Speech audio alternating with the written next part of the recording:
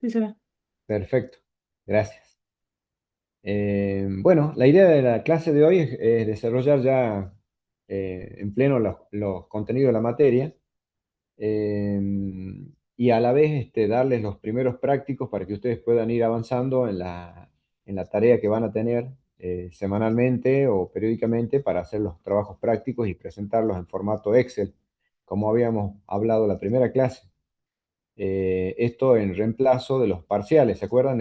Yo digo para rememorar o para aquellos que no hayan estado presentes en la primera clase, la idea sería reemplazar los parciales prácticos teóricos para promocionar la materia por la presentación de estos trabajos prácticos a modo de talleres, digamos, semanales que se van a ir dándoles para que ustedes puedan trabajar y con la presentación correcta de estos trabajos prácticos semanalmente, bueno, accederían, si están bien presentados, digamos, eh, accederían a la promoción de la materia.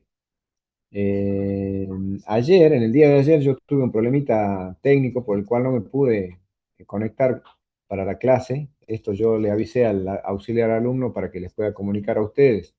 Un problema técnico mío, lamentablemente no pude conectarme. Vamos a ver si, bueno, podemos avanzar en los contenidos ahora y si falta tiempo o si falta alguna clase agregar, agregaríamos alguna clase adicional o una clase de consulta un día jueves. Eventualmente esto lo vamos a ir charlando y viendo en el transcurso del dictado de la materia. Eh, Algunas cuestiones. No sé si entiendo que el auxiliar alumno, Leandro, les comunicó ayer, ya está en el grupo de WhatsApp. Los que están presentes ahora en la clase ya están también dentro del grupo de WhatsApp de la materia, ¿me confirman? Sí, profe. Bueno, hasta ahora somos unos tres, seis integrantes acá en la clase. Si eventualmente hay alguno que no haya accedido al WhatsApp, creo que esto lo maneja el centro de estudiantes. Y Leandro es el alumno auxiliar que nos da la conexión con ustedes, digamos, el, el puntapié para conectarnos con ustedes más fácilmente. Entonces, todas las comunicaciones las va a desarrollar él. A su vez, también si ustedes tienen inquietudes, consultas y demás, por favor, se las transmiten a él y él nos contacta a nosotros para que veamos cómo evacuarlas o cómo gestionar, digamos, las dudas que puedan tener ustedes.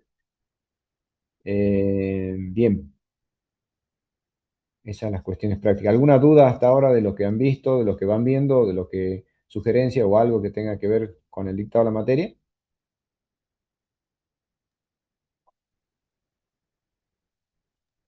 Profesor, disculpe Bueno, una consulta. sí. Yo no pude cursar la semana pasada. Eh, lo que quería consultarle por los prácticos que están en la plataforma. Arnaldo sos, ¿no? Sí, sí, Los prácticos los vamos a ir dando nosotros en las clases, en el desarrollo de las clases, y ahí les vamos a ir diciendo qué es lo que tienen que preparar o la tarea que tienen que realizar semanalmente para presentarla. Esto con el formato, como te decía, Excel, para que ustedes también puedan aprender a manejar el Excel.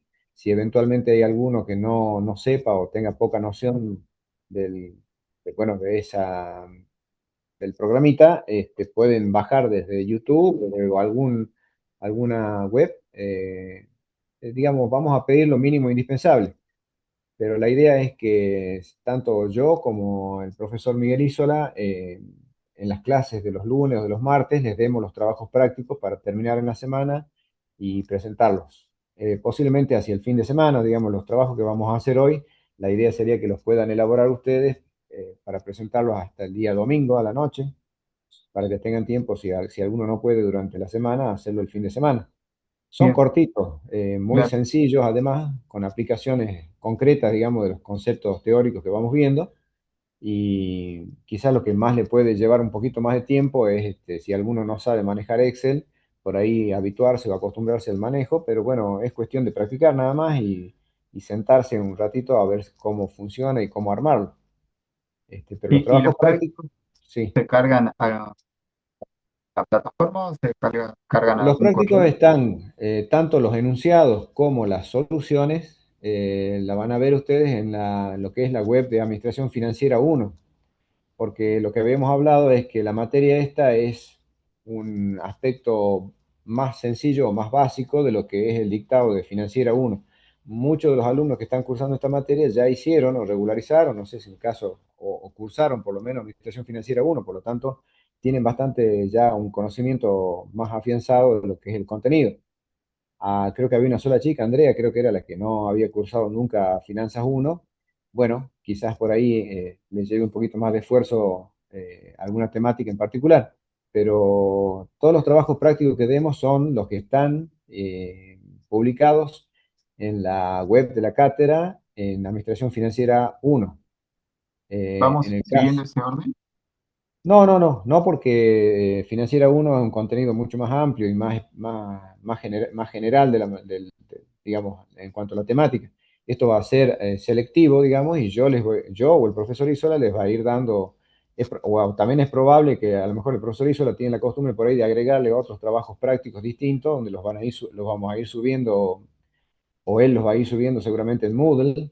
En el caso de los que vamos a ver hoy, son dos trabajitos prácticos que tienen enunciado y tienen solución, pero en formato Word, en la página web de la cátedra en Administración Claro. Financiera uno. Ya los vamos a ver enseguida.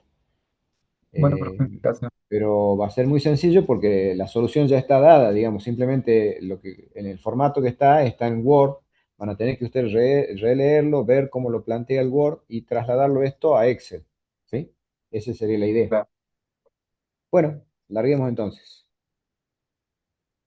¿Qué vamos a ver en el día de hoy?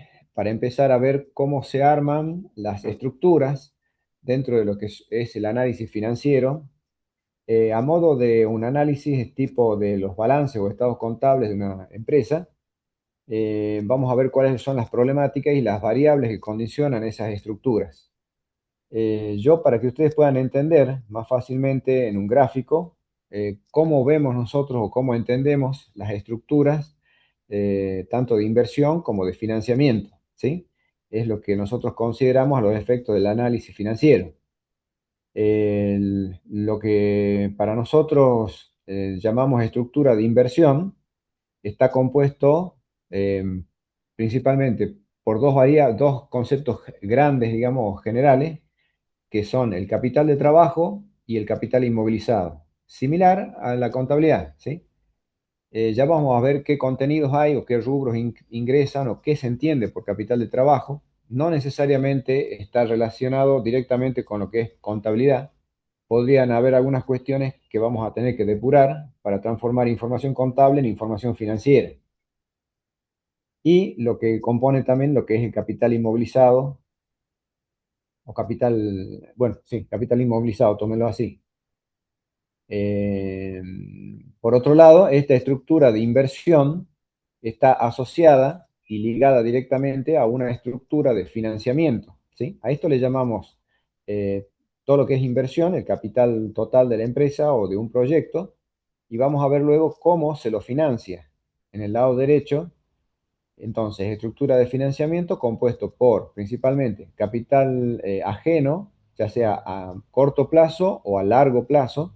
Vamos a separar porque hay una serie de distinciones que vamos a hacer luego. Y lo que es el capital propio del dueño de la empresa o de los accionistas, en su caso, si son empresas que son de algún tipo societario diferente. Eh, Dentro de lo que son las estructuras de inversión y de financiamiento, bueno, vamos a tener decisiones que ya hemos hablado un poquito en la primera clase, decisiones de inversión, que son las decisiones que toma el administrador financiero, y decisiones de financiamiento, que son las dos grandes rubros o dos grandes aspectos en lo que es la teoría o los contenidos de la materia o de cualquier contenido en general de, digamos, de la administración financiera. Hay un concepto de fondo de maniobra que lo vamos a ir viendo o desarrollando más adelante, que bueno, lo marcaríamos acá como algo interesante, digamos, para analizar, pero no en este momento, ¿sí? Ya vamos a ir primero viendo algunos aspectos. Entonces, cuando hablemos de estructura de inversión, sepamos de qué estamos hablando, capital de trabajo y capital inmovilizado. Después, cuando hablemos en otra unidad de la materia con estructura de financiamiento, ya vamos a ver cómo se financian los proyectos, cómo se financian los activos y a grandes rasgos, digamos, que lo que es capital de terceros y capital propio. que esto tiene un costo, esto también tiene un subcosto, tiene acá el tema de los sistemas de amortización de créditos, eh, tiene el tema de los, bueno, además de los costos, los riesgos asociados, y acá lo mismo en capital propio, vamos a ver lo que es propio de las finanzas, que es el costo del capital propio, ¿sí? Vamos a ver entonces algunos conceptos iniciales respecto de esta temática, partiendo de el objetivo de la empresarial, o el objetivo de las finanzas, que es maximizar el valor presente del patrimonio de los propietarios o de los dueños de la empresa. ¿Se acuerdan en la primera clase que hablamos? Diciendo que maximizar el valor es el valor de mercado, ¿sí? Y cuando no pensemos tan solo en empresas que cotizan en bolsa o en grandes compañías o grandes empresas, cualquier negocio, pyme o micro pyme o micro negocios que estén en el barrio o en la localidad donde ustedes se desenvuelven, tienen su valor de mercado, ¿no? Y cuando nos preguntábamos, y bueno, ¿y cuánto vale el valor de mercado en términos de valor de mercado, una panadería, una frutería o otro tipo de negocio, una librería, una mercería, bueno, lo que ustedes quieran evaluar? Y va a valer lo que el mercado diga. ¿Y cuál es el valor de mercado? Y esto habíamos asociado al tema de, por ejemplo, cuando ustedes quieren vender un auto usado, ¿sí? Si ustedes tienen un auto, una bicicleta, una moto, lo que quieran vender, ¿qué información van a requerir primero? Ver cuánto cotiza ese bien o ese bien en el mercado local en el cual ustedes están siendo o desarrollando sus actividades. Entonces, para saber cuál es el valor de mercado de un auto, muchas veces, por ejemplo, algunos toman como referencia la revista, ¿no? El precio de revista, digamos, de los automotores, donde les da una pauta, una noción de cuánto cotiza. Después, cuando ustedes ven la publicación en los diarios, ustedes dicen, bueno, es precio de revista más o menos un cierto porcentaje de acuerdo al estado del auto y demás cuestiones. Pero les da una referencia de valor, ese valor de mercado, bueno, pues es el que van a tener cualquier tipo de otro emprendimiento, proyecto, negocio que ustedes tengan para presentarlo al mercado y decir, che, ¿cuánto vale esta panadería que yo quiero vender? Y bueno, si no hay alguna referencia de alguna otra panadería que hayamos vendido, que se haya vendido en la zona o en el sector o tenerlo de referencia, che, mirá, la panadería aquella, la vez pasada la han vendido en tanto. Bueno, esa sería una referencia de valor de mercado. Si no hay ninguna pauta en general, lo que deberíamos hacer es, bueno, tentar y decir, bueno, a ver, saquemos al mercado a ver cuánto lo puede ofrecer y ver qué cantidad de ofertas tenemos y en función de eso ir armando un valor relativo o con una especie de rango, digamos, vale entre tanto y tanto, o puedo pedir entre tanto y tanto para determinar cuál es el valor de mercado para los dueños de la empresa, bueno, dadas las condiciones, digamos, operativas del negocio, dada la cantidad de empleados que pueda tener, la cantidad de ventas. Bueno, hay una diversidad de factores que intervienen también, por supuesto, en el valor que se puede llegar a establecer, pero en definitiva quien pone el valor, digamos, es el mercado, entendiéndose por la cantidad de personas o la cantidad de gente que puede o está con intenciones de invertir en ese negocio o en ese proyecto. Bien, entendido esto, repasando lo que habíamos dicho, también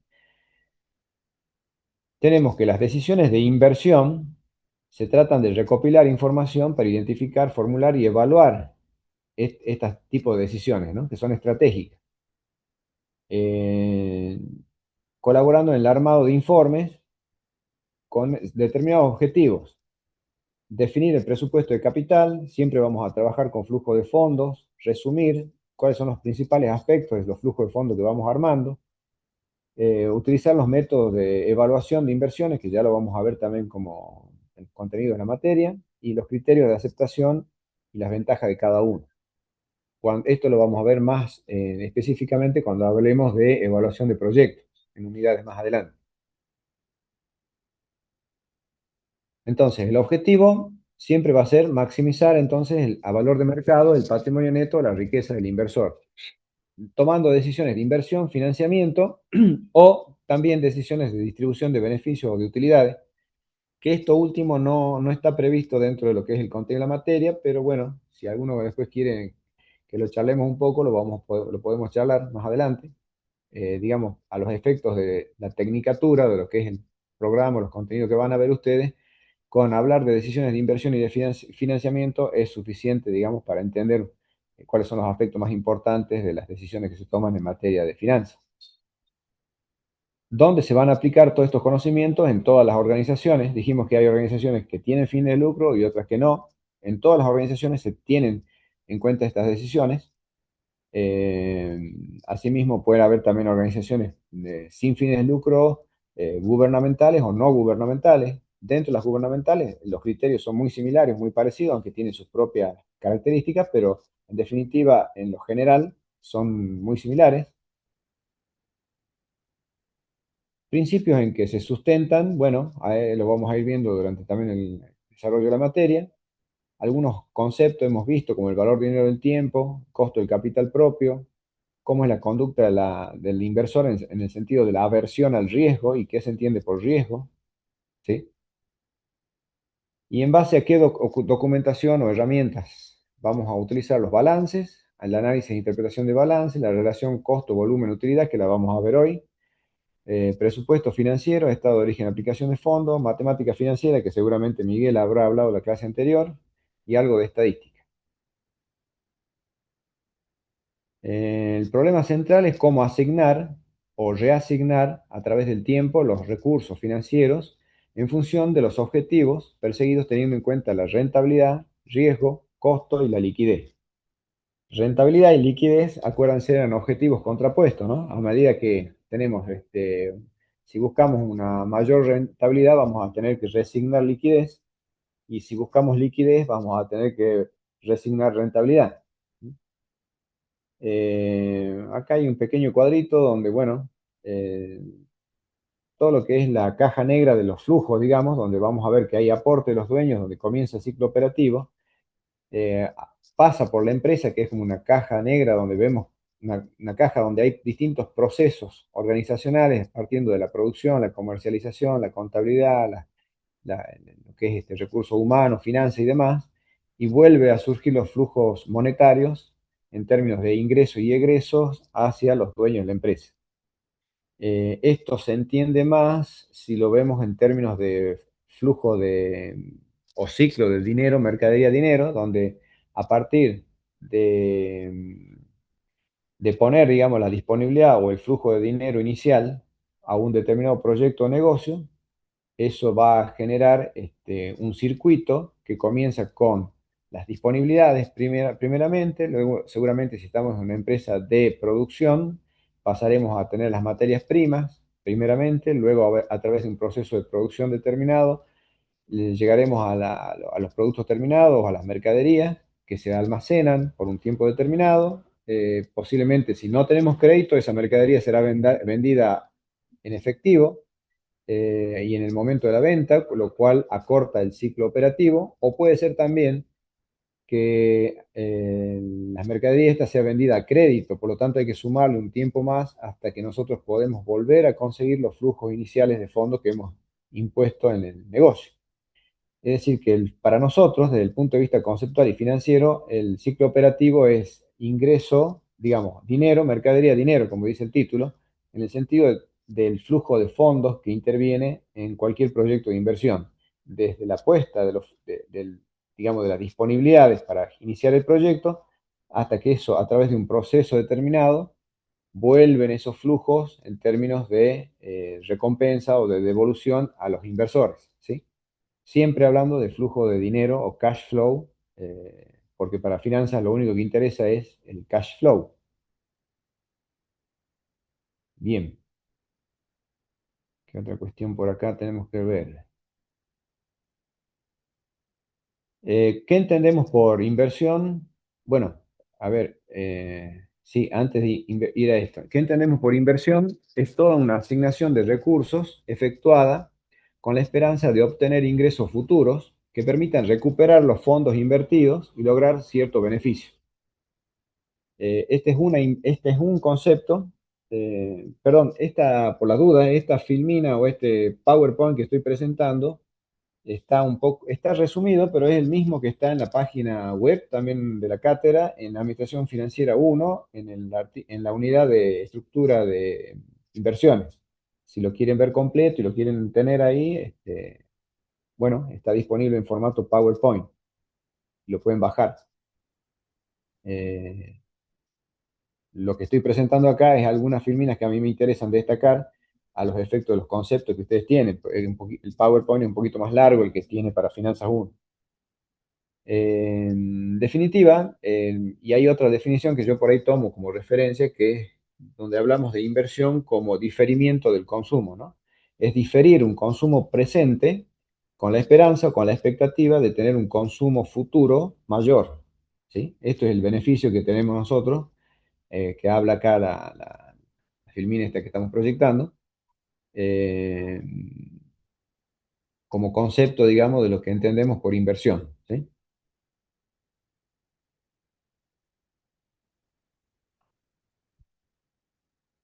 Bueno, dentro de lo que hablamos como de las normas financieras básicas que hacen a la estructura de inversiones, algunas cuestiones que habría que tener en cuenta, que son conceptuales y de criterio, que tienen que ver con las normas de volumen, equilibrio y de seguridad. La norma de volumen indica que una empresa debe operar con el capital total adecuado a las reales necesidades a sus reales necesidades. Caso contrario, afecta a la rentabilidad. ¿Sí? Eh, Esto en términos de volumen de actividad, digamos, es importante porque hay que ver la cantidad de inversión que yo requiero para satisfacer la demanda en tiempo y forma y que el negocio sea sostenible, ¿no? Eh, no sé, no se me ocurre un ejemplo, pero a ver, intentemos. Si hay una determinada necesidad que yo quiero satisfacer y a lo mejor, por ejemplo, esto que pasó en Salta últimamente de una línea aérea nueva, que incluso es donde está trabajando uno de los docentes de la cátedra, de incorporar como inversión un avión nuevo para prestar servicios directamente de traslado, de transporte de personal a la Puna, a la zona de donde están las empresas mineras. El avión es un avión de tope, digamos, de corte mediano, donde hay una capacidad para creo que 80 pasajeros. Esto me imagino yo que la empresa o los inversores han evaluado la demanda, dado que si la demanda no es suficiente, estaríamos incurriendo en un error de inversión, dado que el avión es para 80 pasajeros y no sé si habría la necesidad de, o mejor dicho, si podríamos llegar, o la empresa podría llegar a cubrir esa capacidad del avión en cada servicio que preste en un tiempo determinado, ¿no? Entonces se entiende que la demanda da para cubrir ese volumen invertido en ese activo del capital que es el avión para prestar el servicio de transporte. Eh,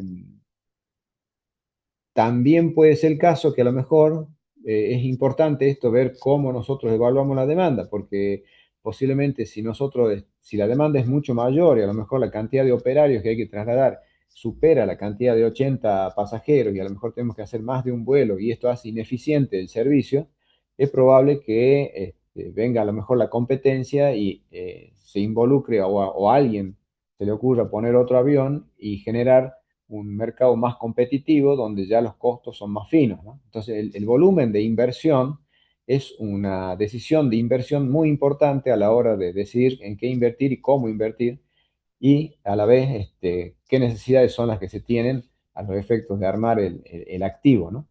Principalmente en lo que este sería el concepto que dimos o el ejemplo que estábamos hablando de tener un avión, estamos hablando de capital inmovilizado, ¿no?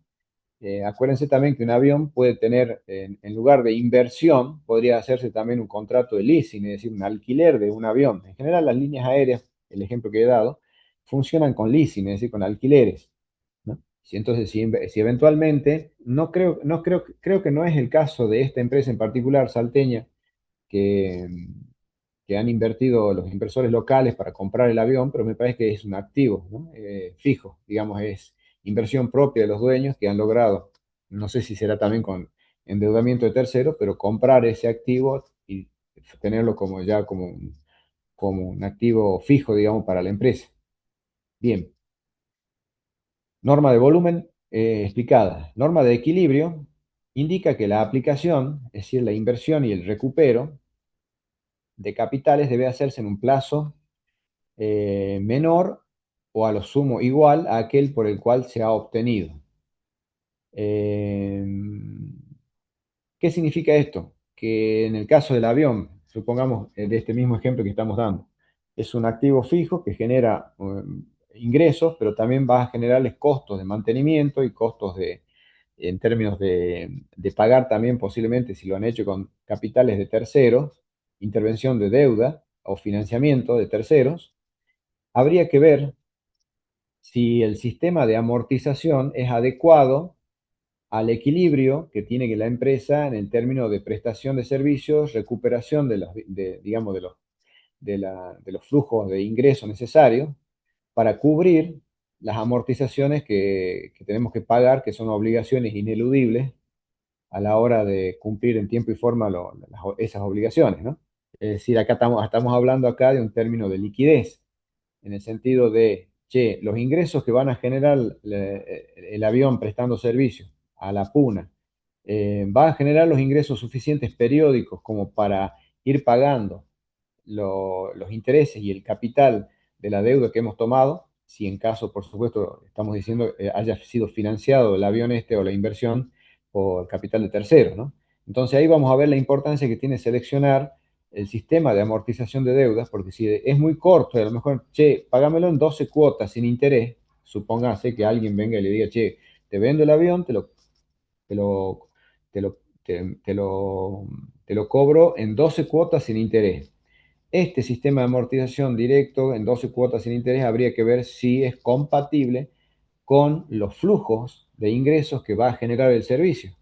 Porque si los servicios que vamos a prestar no son suficientes para generar los ingresos, para cubrir este sistema de amortización, que es muy corto, dada la inversión, que me imagino que es un avión, vamos a entrar en problemas financieros producto de que no hay un equilibrio, ¿sí?, entre la inversión y el recupero de los flujos que estamos hablando. Esa es la norma de equilibrio. Y la norma de seguridad dice que indica que parte del capital de trabajo debe financiarse con capital permanente. Y esto hace referencia a lo que habíamos visto como fondo de maniobra en el gráfico anterior. A ver si lo vemos acá, donde estamos parados, a Q. El fondo de maniobra parte, fíjense, del capital, eh, perdón, como decía la norma, así no la repetimos bien como la habíamos definido. ¿Estás? Acá. Parte del capital de trabajo debe financiarse con capital permanente. Nosotros vamos a llamar capital permanente a lo que es el capital propio del dueño de la empresa y el capital de terceros, pero a devolver en el largo plazo. A esto le llamamos capital permanente, ¿sí? Repito, el capital permanente es la sumatoria del capital ajeno a largo plazo, capital de terceros a largo plazo, es decir, con un sistema de amortización a más de un año, ¿sí?, sumado al capital propio del dueño de la empresa. Ese capital permanente debe financiar parte, dice la norma de seguridad, parte del capital de trabajo. Entonces, todo este volumen que tenemos acá de capital permanente está financiando, fíjense acá, parte del capital de trabajo. Permítame, voy a enchufar la compu que se me está. Bien. Entonces, repito, parte del capital, perdón, el capital permanente debe financiar parte del capital de trabajo. No solo el capital inmovilizado, sino parte del capital de trabajo. Es una norma de seguridad. Hay, por supuesto, empresas que tienen esto que le llamamos fondo de maniobra, que es la diferencia esta que vemos acá, casualmente conceptual esto de la norma de seguridad, donde parte de este capital de trabajo que se puede medir está financiado por el capital permanente.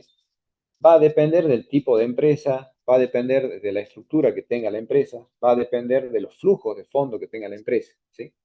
Porque hay incluso empresas que han llegado a financiar el capital de trabajo y parte del capital inmovilizado con capital de terceros a corto plazo. Y ese es un caso de estudio, por ejemplo, si alguno de ustedes por ahí lo quiere leer y adentrarse un poco más en los conceptos de administración financiera, pero el caso de Carrefour en Estados Unidos, en Europa, me he dicho en Francia, si ustedes leen un poco el origen de cómo se originó Carrefour como una gran superficie de comercialización, que era inédita para la época, pudo manejar todo lo que es el capital de trabajo y mucho del capital inmovilizado, porque requería mucho capital inmovilizado en términos de terreno, las inversiones que había que hacer, los montajes de los depósitos y demás, cómo financiarlo con capital de terceros a corto plazo. Y esto lo lograba Carrefour porque como tenía el monopolio en ese momento de la venta de distintos tipos de servicios, porque era multiproducto, o sea, era novedoso porque ustedes iban a esos salones de supermercados y hipermercados, digamos, que había donde podían encontrar de todo.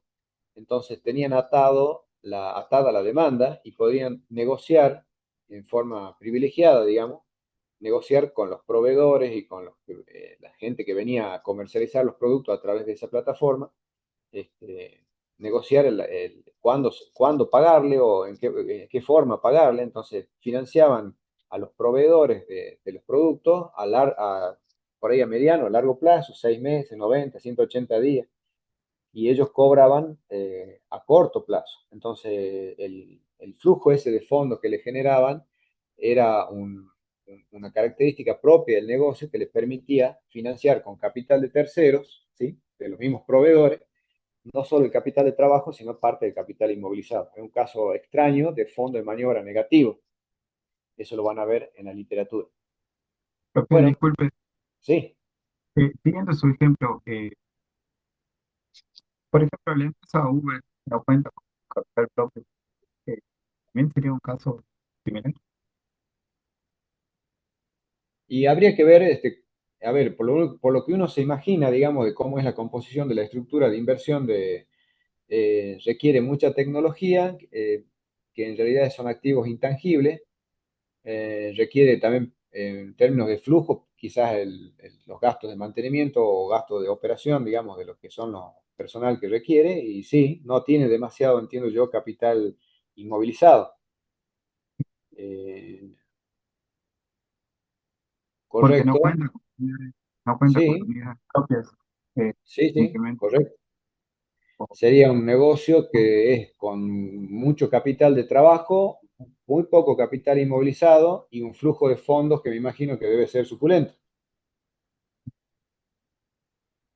Sí, ¿Sí? porque no, porque prácticamente no tiene costos fijos, Eh, más que eh, depende, exacto. porque Sí, sí, sí. ah, tiene costos Sí, sí. fijos y costos variables de ser muy chicos, o los costos fijos los tiene empleados, no tiene Exacto. impuestos que pagar en un país. Esa es una gran ventaja de las inversiones en materia de negocios digitales y negocios tecnológicos. Sí, Ya siguiendo correcto. ese ejemplo sobre la demanda que estaba hablando anteriormente, yo creo que la demanda nace a partir de la información que que suministran muchas empresas de taxi, que los precios que ellos manejaban, por lo menos anteriormente, estaban tan inflados, pero no es por culpa de ellos o una decisión eh, de los jefes de cada empresa de taxi, sino de muchos impuestos eh, que había dentro del gobierno.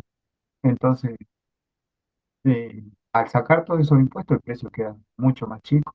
Creo que por ahí la gente termina entendiendo de que no quiere eh, tener que pagar todos esos impuestos y prefiere obviamente un servicio más barato. Sí, en el término de lo que es los servicios, que son servicios públicos, acá es un claro ejemplo de las regulaciones, ¿no? Muchos Claro, dicen que los servicios públicos tienen que estar regulados por el Estado. Y este es un claro ejemplo porque los taxis y los remises venían siendo con precios regulados. Y los mismos taxistas y los prestadores de servicios tenían serios problemas o planteaban serios problemas porque los precios regulados se iban actualizando, quizás con un desfase respecto de la inflación, y eso era lo que provocaba las distorsiones también, las discusiones entre los propios taxistas y remiseros, incluso que había peleas entre taxistas, remiseros, y porque tenían tarifas diferenciales y peleaban con la MT para ver cuándo le subían el precio y cuándo no. Uber y los sistemas tecnológicos nuevos vienen a desregularizar obligadamente el mercado, ¿sí? Por lo tanto, acá ya no tiene sentido que exista la regulación de los precios. Entonces, hoy en día, los precios los fija directamente el mercado. Ustedes tienen precios de Uber o precios de los servicios de transporte. En ciertos horarios sube los precios y en ciertos horarios baja durante el transcurso del día. si hay un evento a la noche por ahí que hay más transporte a la noche, suben los precios de noche porque hay oferta y demanda, ¿sí? Eso es la realidad que estamos viviendo y que muchos dicen, algunos sostienen que no, que debe estar todavía, que debe haber una regulación de parte del Estado y otros dicen que no, que debe haber un libre mercado y que sea el mercado el que regula los precios. Es el típico ejemplo, digamos, de lo que discutimos cuando hablamos de regular los precios de mercado o no. Esto pasa no solo con el servicio de transporte, pasa con los combustibles, que en este momento, bueno, con el nuevo gobierno teóricamente apuntamos hacia la liberación de los precios de combustible y de energías en general. Y cuando digo regular, estoy hablando también de las tarifas subsidiadas, ¿no? Me refiero a la luz, la electricidad, el gas, que están subsidiadas. Al subsidiar el producto, digamos, están regulando el precio. Entonces, ¿qué es mejor? ¿Regular el precio o dejarlo fluir libremente? Muchos se quejan de que sube mucho el precio, pero a la vez es el precio real en función de los costos que manejan las productoras de ese tipo de servicios. Entonces, de ahí surgen todas esas discusiones, ¿sí? Pero es el planteo, básicamente, digamos, regular o no regular. Pero sí, las tecnologías vinieron a desregular el mercado. No tiene sentido con Uber, con Didi.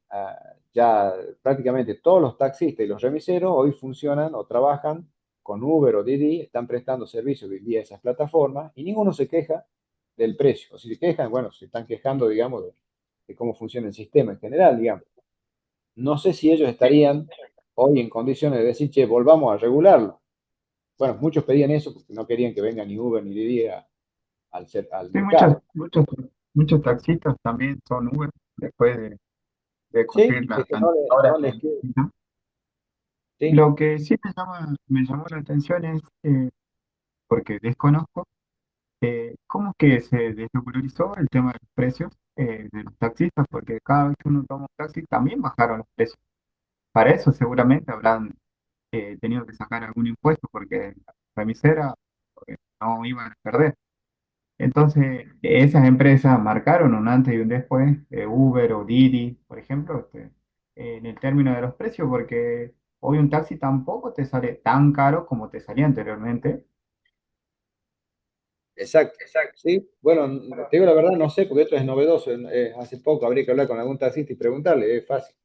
Hay que ver ellos si trabajan, porque si trabajan en forma regulada como taxi, como servicio de transporte especiales, digamos, registrado y demás, probablemente paguen todos los impuestos y los requerimientos que le demanda la MT. Pero si cualquiera trabaja vía Uber, no paga todos esos servicios, no paga todos esos impuestos, esos costos extras y adicionales que les cobran cuando alguien quiere regularizar, porque cuando alguien quiere regular el mercado, hace falta también los controles necesarios para regularlo. Esos controles que el Estado aplica tienen sus costos. En este caso, la MT concretamente, ¿no? El personal que maneja la MT, los controles que hace la MT y todo lo demás tiene su costo de mantenimiento. Por lo tanto, eso también encarece el costo del servicio. Ahora, en el caso de Uber o Didi, son empresas que tienen un costo mínimo, digamos, de controles, y todos son digitales y con vía este, electrónica, digamos, con nuevas tecnologías, que permiten bajar los costos y reducir, digamos, también el precio de prestación de servicio. Pero bueno, así funciona en todo, digamos, es lo que estamos. Perfecto. Disculpe Sí. una cosa, ¿será que podría explicarme a grandes rasgos la diferencia entre capital inmovilizado, capital de trabajo y propio? Porque eso no, esa parte no entendí bien. Capital inmovilizado son todos aquellos bienes que le llaman bienes de capital que nos ayudan o nos colaboran para poder prestar el servicio o hacer cumplir con los objetivos de la empresa en términos de producción de bienes y servicios, ¿sí? Acá entran todos los bienes, desde inmuebles, en términos de rubros de contabilidad, ¿no? Todo lo que son Sí. los inmuebles, todo lo que son los activos de maquinarias, todo aquel bien que ayuda, coadyuva, digamos, a la producción de bienes y servicios, entra como capital inmovilizado.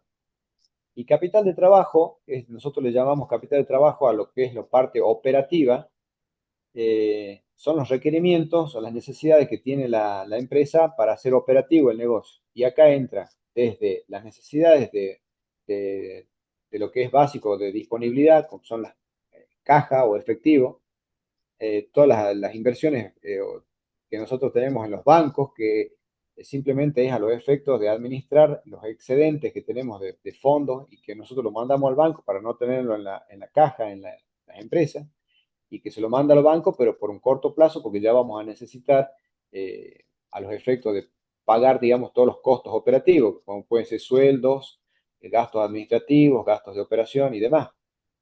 Entonces entraría todo lo que es efectivo en términos comparados con los rubros contables, ¿no? Todo lo que es efectivo, caja y banco, todo lo que son bienes, perdón, bienes de cambio, que son las mercaderías que nosotros comercializamos.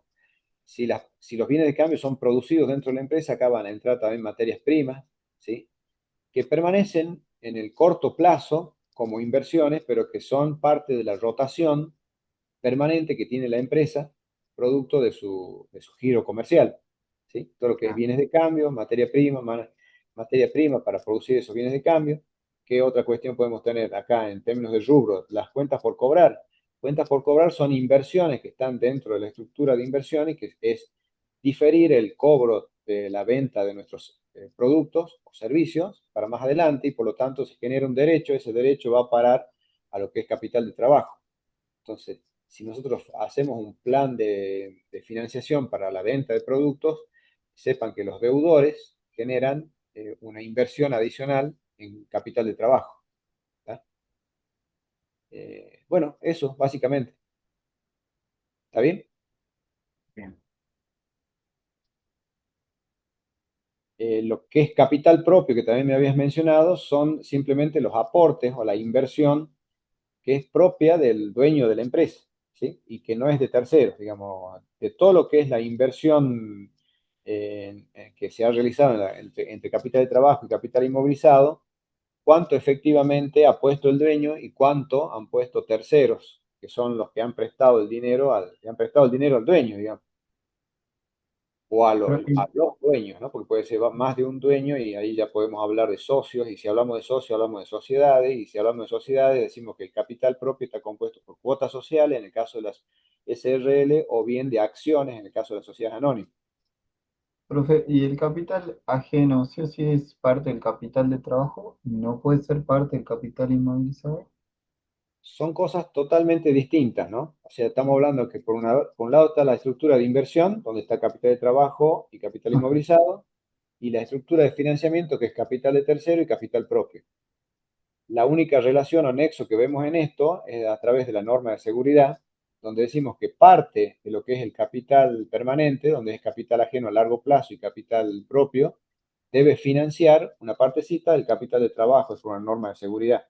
A eso le llamamos fondo de maniobra. Pero son cosas distintas, ¿no? Hacer una raya separando ahí, no mezclemos conceptos, digamos.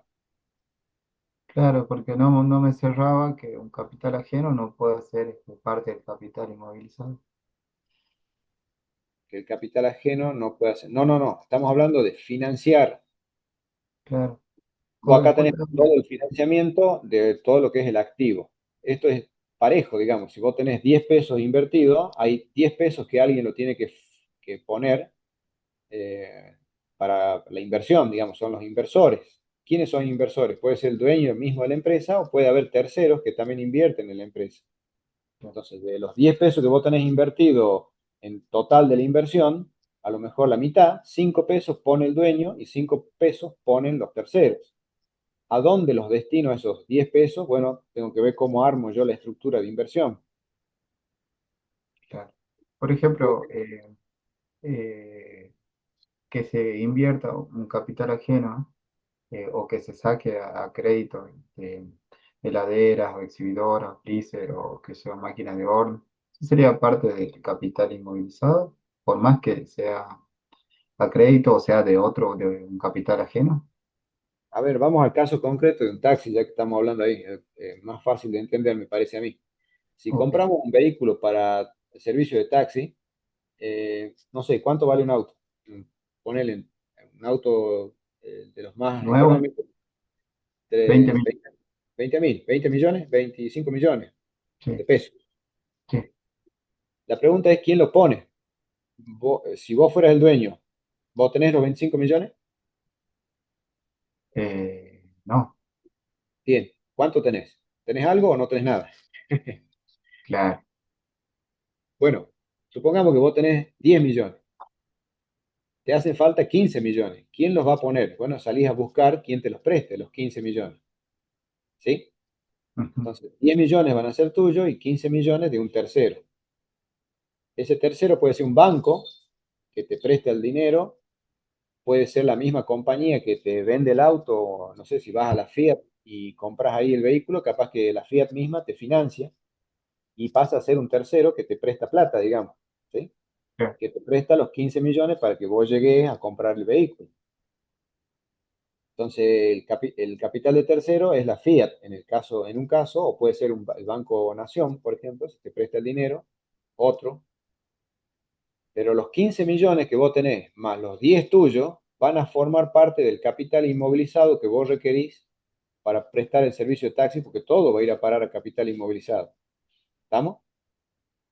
Y de ahí, ¿cuál va a ser el capital de trabajo? Y es probable que lo tengas que conseguir de otra forma si no lo tenés vos. Porque el capital de trabajo, ¿qué va a involucrar en el servicio de taxi? Va a involucrar, che, tengo que cargar nafta al tanque para salir a trabajar. Bueno, vas a requerir plata, digamos, o moneda. No sé, llenar un tanque hoy sale 100.000 pesos, ponele. ¿Sí? ¿Quién lo pone? Si vos ya te gastaste los 10 palos y usaste los 15 del banco. Bueno, Claro. los 100.000 pesos, capaz que ese ya capital de trabajo, también lo podés financiar a lo mejor con una tarjeta de crédito personal que te financie, no sé, vas y compras Mastercard en la estación de servicio y llenas el tanque 100.000 pesos y pagas con tarjeta. Mm, También estaría financiado con capital de tercero, que en este caso la tarjeta de crédito. ¿Sí? Pero a claro. lo mejor puede haber otros gastos necesarios para el permiso para trabajar, no sé, habría que ver con la MT si funciona como taxi o no, el seguro, eh, no sé si puedes llegar a tener paradas, no sé si hay paradas de taxi también, puedes llegar a tener a comprar una parada de taxi para operar. Entonces, eso forma parte del capital inicial que vas invirtiendo. ¿De dónde sacas la plata? Hay que verlo y cómo la distribuís o cómo armás la estructura tuya es otro tema también. ¿Me entendiste? Sí, sí, sí. Gracias, Bien, profe. vamos al caso, a ver si hay otros conceptos que tener en cuenta.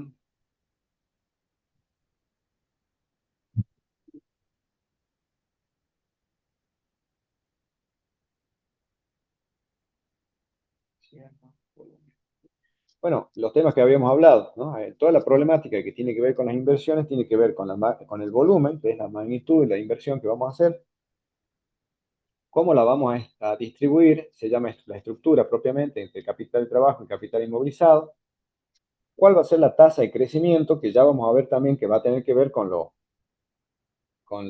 márgenes de utilidad que tengamos y los flujos de fondos que recibamos para saber cómo va a crecer la empresa y hacia dónde vamos a crecer, ¿sí? El crecimiento tiene que ver con el taxi, por ejemplo. Si lo vamos a hacer trabajar en términos en un año, si los flujos de fondos nos dan, es probable que necesitemos comprar otro taxi, otro vehículo más, otro capital inmovilizado más. Requiere un flujo de fondos necesario como para decir, si vale 25 millones el taxi, en un año yo tendría que juntar para comprar otro taxi 25 millones más.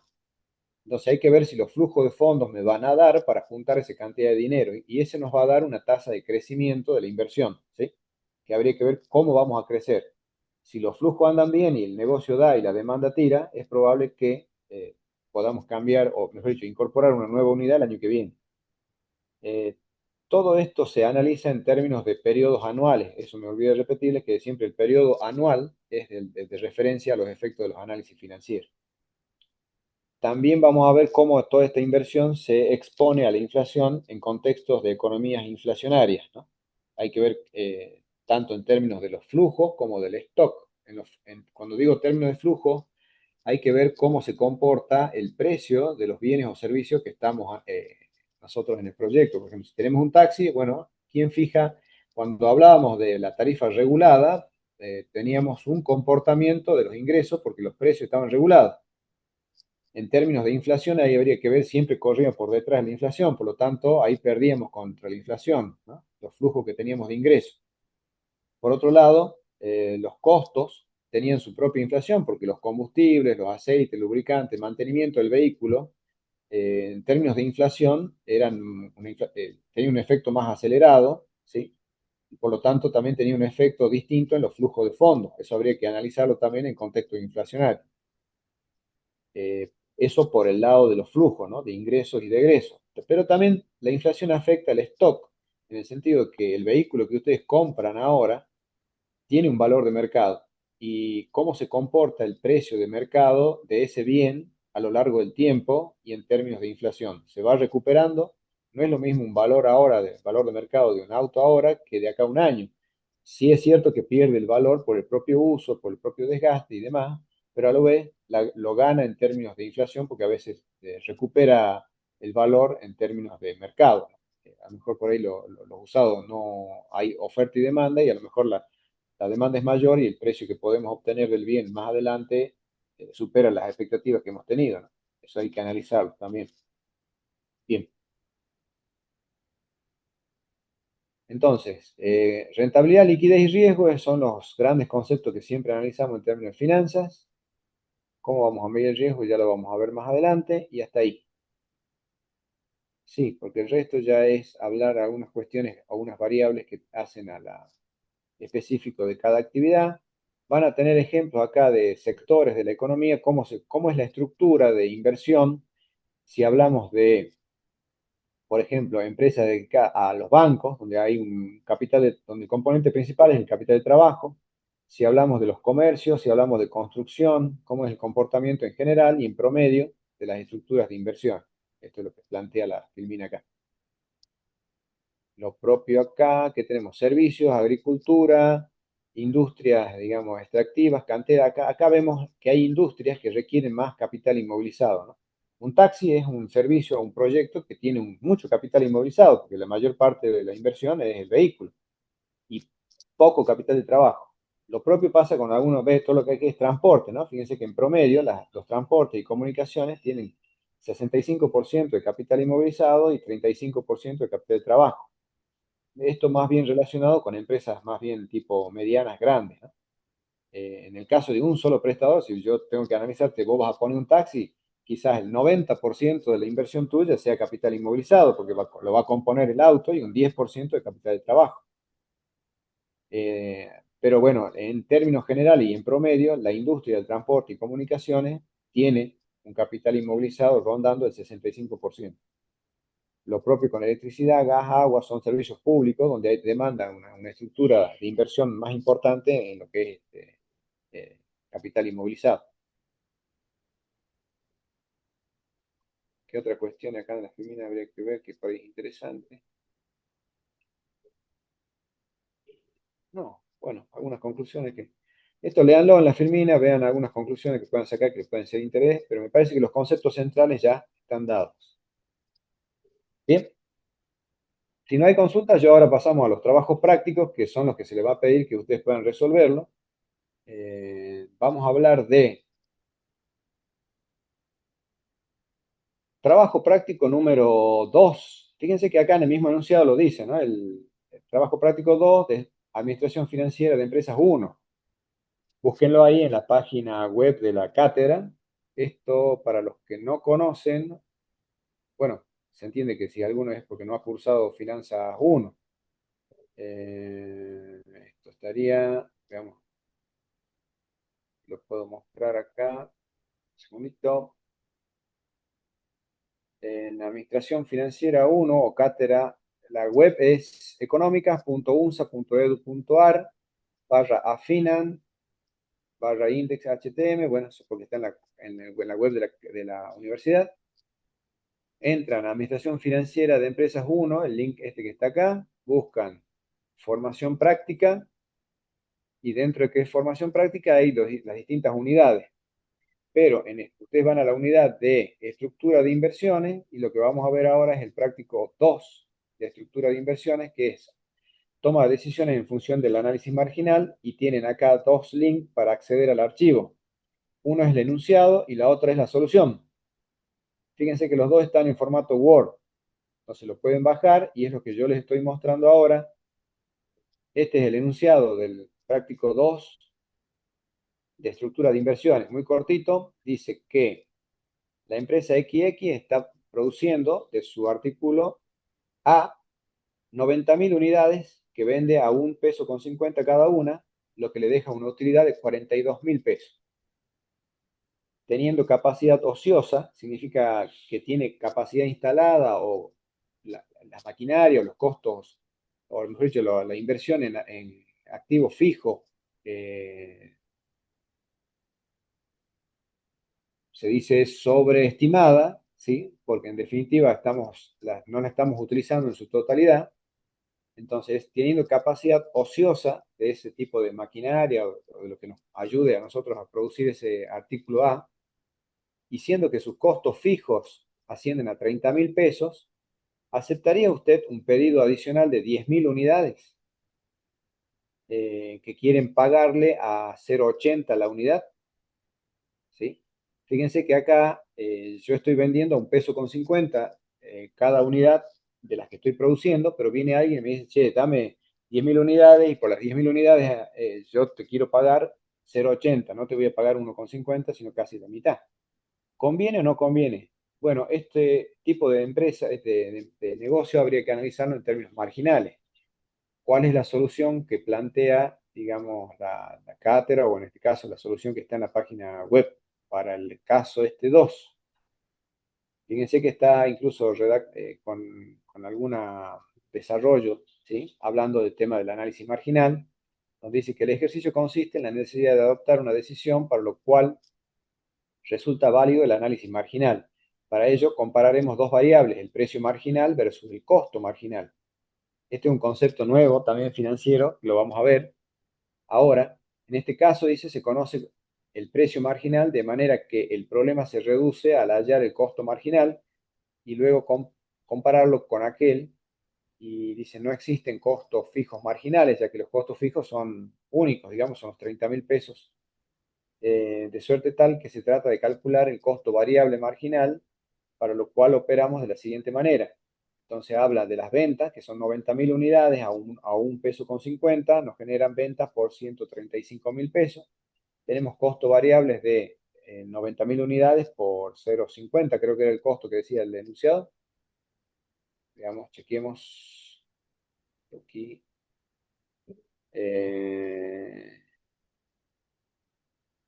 le deja una utilidad de 42.000 pesos. Por diferencia, ¿sí? Y esto lo van a trabajar ustedes en el Excel también.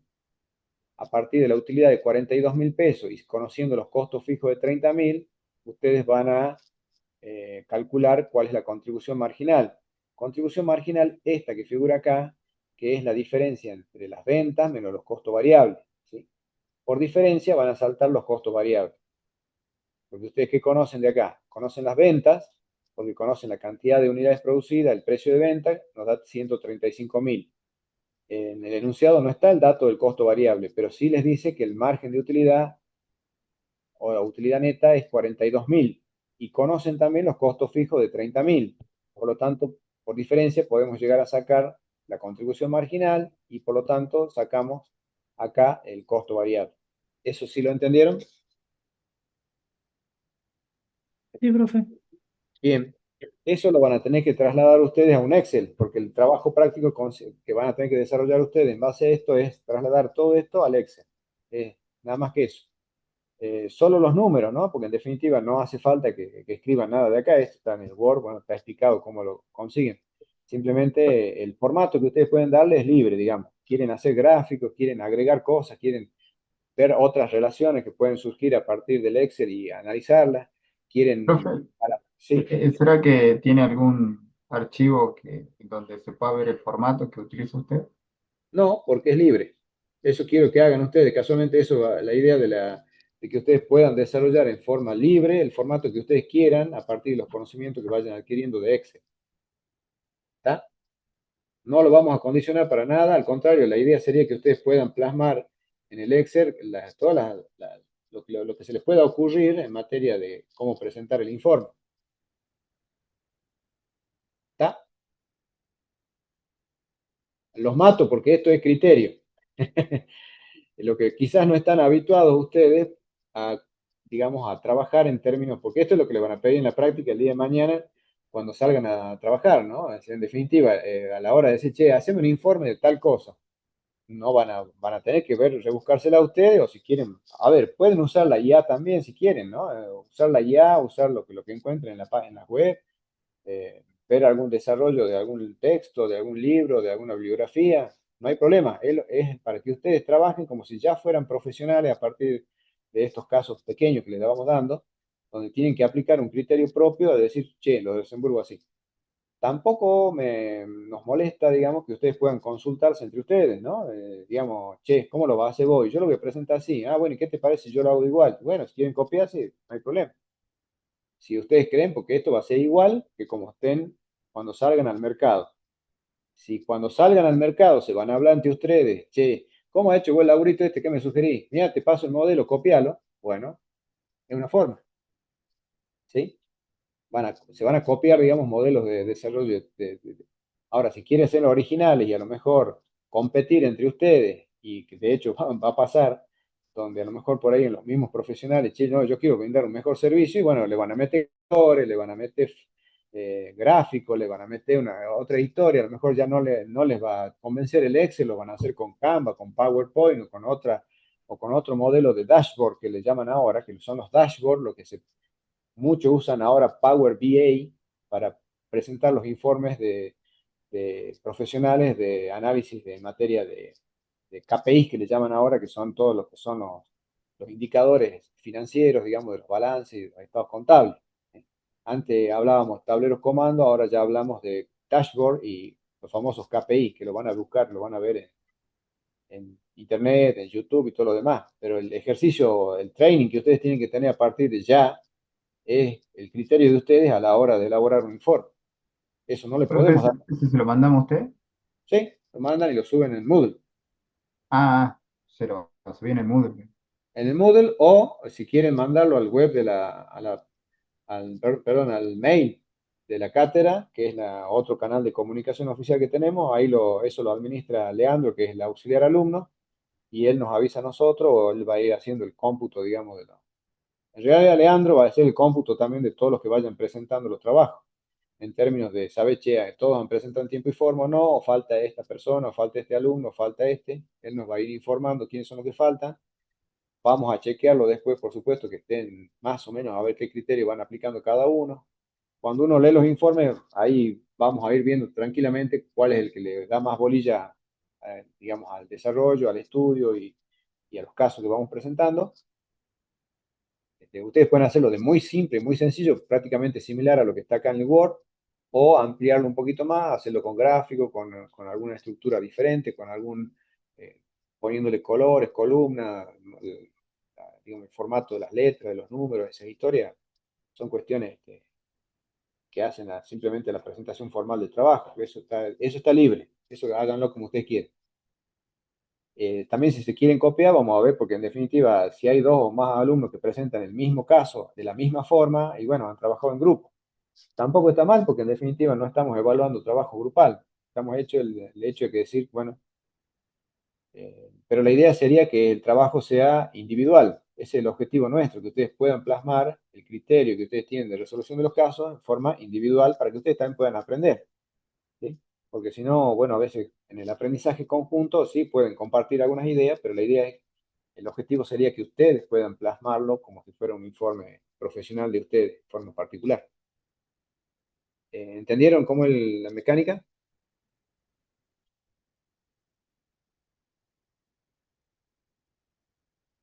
Bueno, profe, entonces este práctico es para el domingo. sí, sería para el domingo, pues es sencillo porque es muy cortito, es uno de los prácticos, es este y otro que voy a dar enseguida. Siguiendo con la solución, acá simplemente les establece cómo determinar digamos, la costo de mercadería vendida, los costos totales, que el costo fijo como los variables, los costos variables. Les aclara también acá de dónde salen los conceptos que se van analizando. Por lo tanto, dice acá, si la posibilidad de colocación de nuevas unidades es mayor al costo variable unitario, en que se incurrirá desde el punto de vista de aumentar la rentabilidad de la empresa, es conveniente aceptar el pedido adicional en términos marginales siempre. Dice ya que de este modo los únicos costos marginales serán los variables. Así lo demuestra el análisis marginal en términos de costos, tanto digo de ventas marginales como de costo de venta marginal. Fíjense acá que las ventas marginales son 8.000 pesos, porque agregue son 10.000 unidades a 0,80.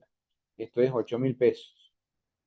Y los costos de venta marginales son 7.000, en función de los costos que habíamos calculado variables unitarios del caso antes del modelo que habíamos hablado anteriormente, y esto da una utilidad bruta marginal de 1.000 pesos. Si esto es positivo en términos marginales, significa que estos 1.000 pesos habría que agregarlo a lo que es el estado de resultado que habíamos visto en el momento 0. Para un momento 1, si ustedes agregan las 10.000 unidades, fíjense que acá lo arma separadamente, ventas de 90.000 unidades a 1,50 y 10.000 unidades a 0,80, el total les da 143.000 pesos de ventas. Si a esto le sacamos los costos variables, sumados las 90.000 más las 10.000 a 0,7, son 70.000, que les da una contribución marginal total de 73.000, restado al costo fijo de 30.000, les queda una utilidad marginal neta de 43.000. Perdón, una utilidad, margen de utilidad, no marginal, sino la utilidad total neta de 43.000 en el estado de resultado. Esto trasladado, por supuesto, al Excel, de la misma forma que está acá, simplemente presentarlo en el Excel, ¿sí? Si quieren agregar una conclusión, bienvenido sea, si es conveniente o no, porque la idea sería que ustedes puedan decir si es conveniente o no vender las 10.000 unidades adicionales a 0,80 y por qué. La conclusión sí estaría bueno que la agreguen en el Excel al final, como un recuadro, un cuadrito o mismo las mismas celdas de Excel que se vayan presentando. Es simplemente eso. ¿Estamos? ¿Alguna duda del caso o de cómo, bueno, otra duda que tengan? De mi parte no. ¿Cómo? Que de mi parte no, profe. Ah, bien, bien. Perfecto. Bueno, espectacular. Ese es un caso entonces. Trabajo práctico 2 de estructura de inversiones, práctico 2 de lo que es finanzas 1. Y el otro práctico que les quería pedir era el práctico 4. También viene el enunciado y la solución en formato Word, ¿sí? Si lo ven en formato Word, este sería el enunciado. En Administración Financiera de Empresa 1, Estructura de Inversiones, Trabajo Práctico 4. Y habla de, presente, dice, integrar los conocimientos del alumno en forma de medir bajo ciertas pautas las necesidades adicionales de capital de trabajo. Necesidad adicional de capital de trabajo. Esto lo que plantea el práctico son dos modelos o dos formas de calcular los incrementos o las necesidades adicionales de capital de trabajo.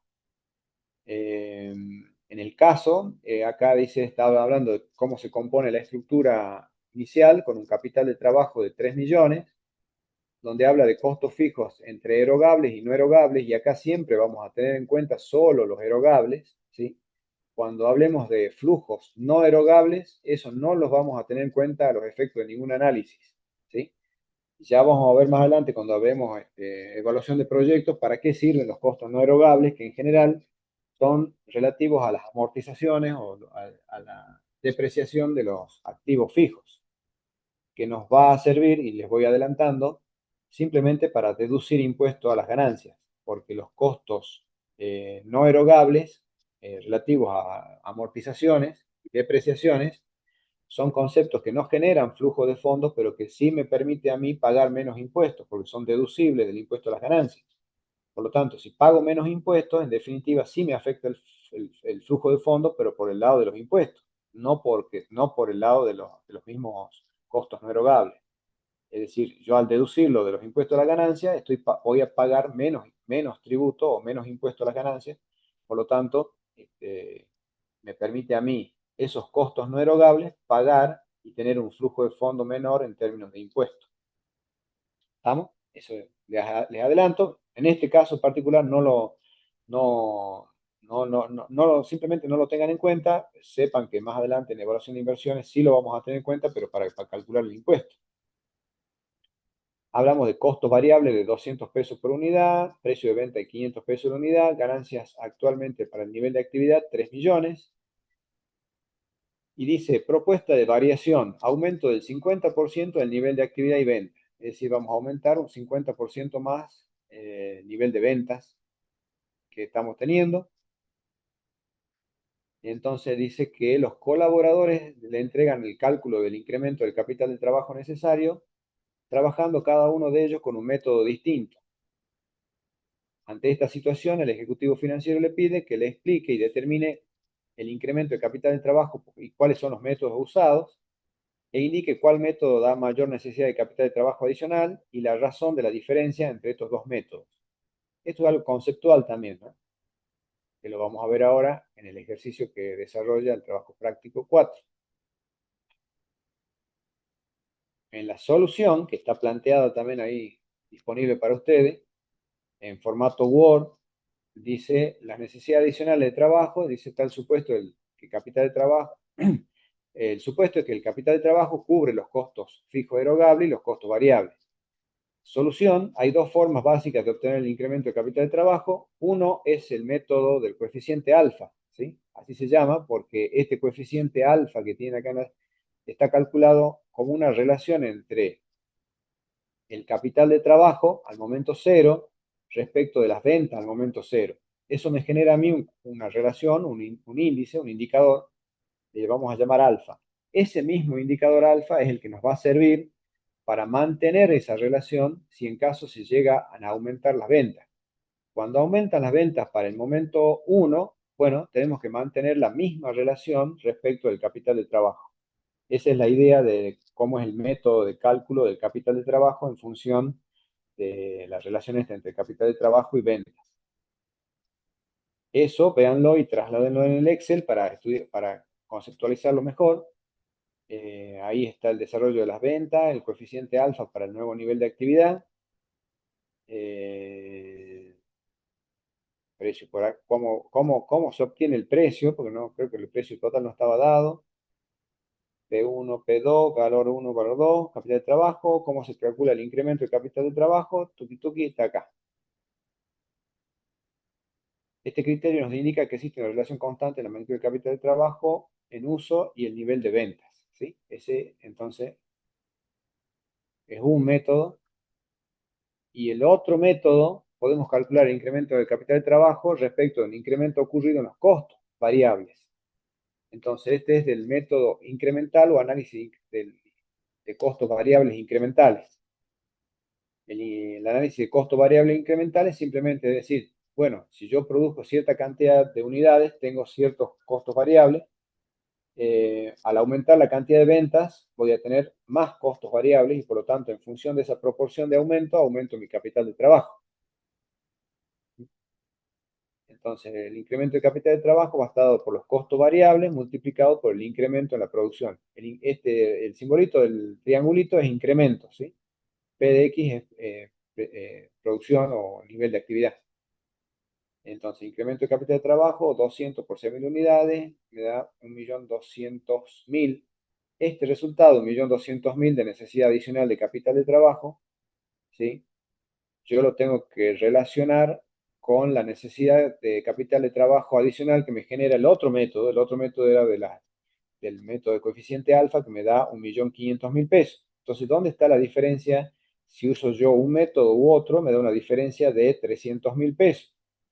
¿Cómo la justifico? Bueno, acá está la forma de justificarla vía los costos fijos. Dice, la diferencia se debe a la incidencia de los costos fijos erogables que se encuentran incluidos en el primer método, no así en el segundo, pues recordemos que en este hemos incrementado proporcionalmente el capital de trabajo respecto del precio sub X, ¿sí? El nivel de actividad. Esto, una vez que quizás por ahí ustedes no lo entiendan en este momento, pero yo les aseguro que cuando lo trasladen al Excel, lo van a entender y van a saber cómo están las relaciones, qué relaciones son las que se están haciendo y a qué o cómo, a qué se debe el incremento que estamos teniendo de la necesidad adicional de capital de trabajo. ¿Está? ¿Qué más tiene la solución? Trabajando con los costos fijos y erogables. Bueno, hasta ahí. Bien, no vamos a apuntar más que a eso hasta ahora, por el momento. Digamos, esta solución que está en Word, la trasladan al Excel, lo hacen, lo planifican, incluso pueden hacerlo variable en términos de que ustedes pueden, no solo para este caso, sino poniendo un cierto, pueden ver cómo varía cómo varían los resultados en términos de- en función del nivel de venta, poniendo diversos o distintas cantidades de niveles de venta, ¿no? Hacerlo, ¿cómo se dice? En análisis móvil, digamos, que ustedes puedan cargar cualquier nivel de venta y les tire directamente el resultado de cuál es el requerimiento adicional de capital de trabajo, de escenarios, ¿sí? Pueden hacer distintos tipos de escenarios, eso que me refería, porque ustedes pueden cargar, modificar las ventas, que en forma automática el Excel, en las cuadritos que ustedes van hablando, armando, les calcula en forma automática cuáles son las nuevas necesidades de capital de trabajo en función de los datos que ustedes van cargándole arriba. Y ya tienen armada una planilla, digamos, que el día de mañana pueden utilizar diciendo, a ver, yo voy a aplicar tal método, en función de ese método, a ver, claro, cuál es mi nivel de venta, nivel de costo variable, costo fijo, y al toque el Excel les tira la necesidad adicional en función de ese método que están usando. Si eventualmente llegan a tener alguna duda después conceptual respecto a este tema, lo vemos en la próxima clase, no hay ningún problema. Pero estos serían los dos trabajos prácticos entonces que tienen que presentar hasta el día domingo, a la noche. Cópienlo al grupo para que pues, no todos están presentes. ¿Cuántos hemos llegado a hacer en la clase de hoy? Veamos. Ups, ¿dónde estamos? ¿Me están escuchando? Sí, Hola. Ah, perdón. ¿Dónde estoy acá? Déjame compartir. Nada, estoy compartiendo.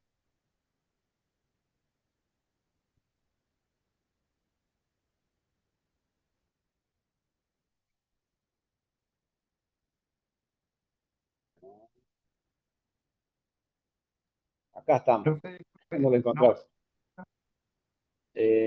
Somos 6 en la clase. Bueno, creo que eran había más alumnos, ¿no? Entonces, por favor, copienle. En total, ¿saben cuántos son en el grupo de WhatsApp que tienen?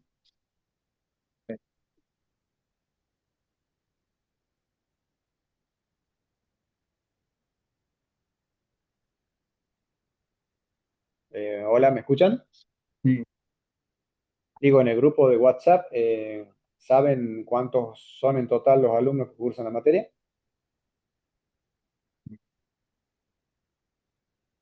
de figura, 25 miembros sacando a Bueno, habría que sacar que capaz algunos que están del centro de estudiante y el mismo la... Leandro, que como auxiliar alumno. Bueno, Profe, le hago una vamos, consulta respecto a este tema. sí, Por ello, no, por motivos no podría cursar la materia de forma normal.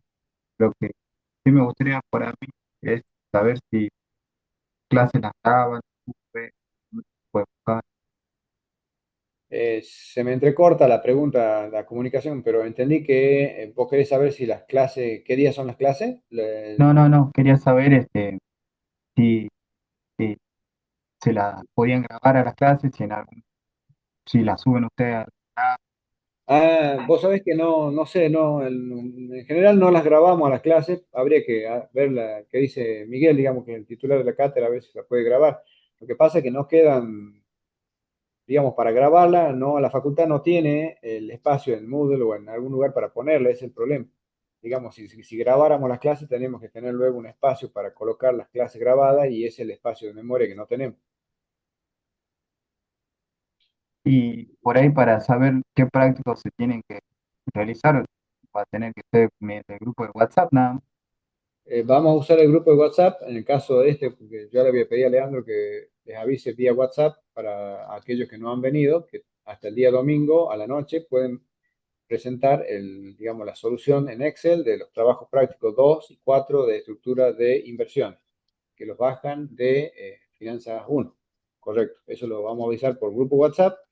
Y en teoría, también ahí están los mails, digamos, de ustedes que tienen registrado en el SIU, al cual Leandro también yo les voy a pasar a Leandro ahora para que él también vía mail les comunique a todos los integrantes de la cátedra, ¿sí? Bien. ¿Estamos? Sí, y ¿será que se puede grabar las clases por ahí dejarlas? Que ustedes puedan grabar las clases. Claro, No sé, sí, si la quieren grabar, no, no hay problema. Sí, sí, ya el espacio de memoria queda en ustedes, pero eso no sé si el Zoom los permite o cómo está configurado el Zoom de la universidad para que ustedes puedan grabarlas o no. Sí. ahí le mandé una solicitud para que usted la acepte. Ah, esto que me figura acá. Claro, ¿Sería para esta clase o para todas las clases? no para esa clase, pero para saber el método a trabajar, porque, Esto tendría que ser al inicio de cada claro, clase, digamos, que ustedes claro, manden. claro, pero le quedaría a cada uno. A mí, por ejemplo, me quedaría en la compu. Ah, bueno. Sí, le consulto al profesor Isola, que es el encargado del titular, y ahí veamos qué sale, ¿sí? Si él no tiene problema, yo no, de mi parte no hay, de mi parte, no tengo problema, digamos, que usted las grabe. Bueno, gracias. Sí, el sub tiene esa opción, pero bueno, el anfitrión, en el caso usted, tiene que aceptarlo, si no, no se puede. Claro, entiendo que sí. Bueno, Bueno, bueno, al pelo. Si no hay otra pregunta, ya quedamos directamente para el día lunes de la semana que viene. Veamos cómo vamos a ir avanzando con otra temática. ¿Estamos? Sí, profe, bueno. hasta luego, muchas gracias. Bueno, saludos, hasta luego. Profesor, una consulta Sí. que a mí me quedó pendiente de la clase anterior, consultarle sobre cómo se hace para investigar así en el mercado ya la tasa de rentabilidad cuando hablamos para comparar la tasa de nuestra empresa con la del mercado. Eso me quedó pendiente después, digamos, para consultarle en la práctica, digamos, eso. ¿Cómo se hace? Y todo lo que es la tasa de rentabilidad propia de la empresa salen de los informes contables. Eso tenés que calcularlo en base a la información contable de los Claro. periodos. No, lo que yo le preguntaba era la tasa de rentabilidad, así, del mercado, digamos, ¿no? La Sería, propia sí la saco de los estados contables, digamos, pero la del mercado, ¿cómo, cómo se averigua eso? eso está ahí, hay tasas de mercado referentes que son las que publica el Banco Central. Entra a la página del Banco Central y ahí tenés los indicadores eh, de referencia, que son todas las tasas bancarias, sobre todo de plazo fijo, o tasas de referencia de préstamos interbancarios, bueno, que son de referencia simplemente. Eh, Lógicamente Eso que más o por menos lo ahí, que nos dijo la vez pasada, que no, pero no, no, sí, yo lo que preguntaba era la tasa de rentabilidad cuando se estaba hablando el tema del tema de la propia empresa en sí, de la rentabilidad de la empresa, ¿no? De la fuente de financiamiento, digamos. No sé si me explico, o si no, después formulo bien la pregunta. a ver, quiero entender a ver a dónde apuntás. La tasa de rentabilidad de la empresa, de la propia empresa que vos vas a tener como cliente, la tuya, incluso de tus propias inversiones, es la que Sí, te da tus propias inversiones producto del registro que vos haces, los ingresos, los egresos, los flujos que vos vas a tener. Bueno, eso sale de la información contable, de los claro. registros contables de cada empresa. Cada empresa tiene una tasa de rentabilidad determinada en función de sus inversiones y de los flujos que generan esas inversiones. ¿Eso está claro? Sí, eso está claro, clarísimo, sí. Bien. Una vez que vos obtenés la tasa de rentabilidad, es independiente de cada uno de los proyectos, de las empresas, los negocios que estés analizando, Sí, vos tenés que compararlo en realidad hay que compararlo con el costo de oportunidad o el costo del capital propio de los dueños de esa empresa. Porque puede ser que a lo mejor el que tiene un taxi tiene la idea de una rentabilidad determinada y a lo mejor te dice, che, yo quiero ganar 10 puntos más de lo que me paga el plazo fijo de Banco Nación.